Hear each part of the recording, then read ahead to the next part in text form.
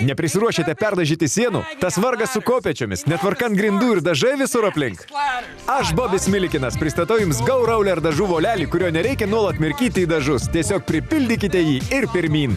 Išdažykite visą kambarį vos per valandą ir nė karto nepamirkę volelio į dažus. Ištrauktas Go Roller kotas yra daugiau nei metro ilgio, tad net ir be kopėčių pasieksite lubas, o dažant sienas nereiks lankstytis. Nudažysite kiekvieną namų kampelį nepritaškydami dažų aplink.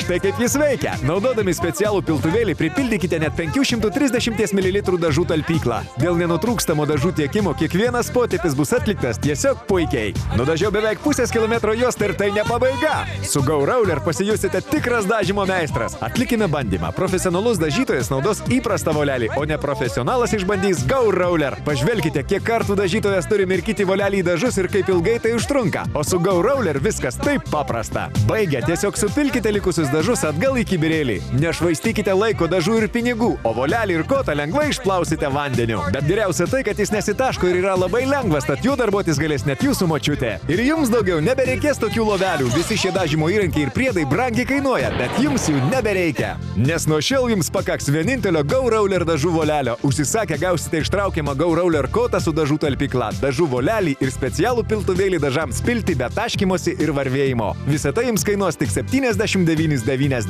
Nuo šiol perdažyti namų sienas ir lubas bus vieni juokai. Go Roller padės įgyvendinti jūsų namų dekoravimo idėją, sutaupyti laiko ir pinigų. Tad nebedelskite, skambinkite ir užsisakykite Go Roller jau šiandien.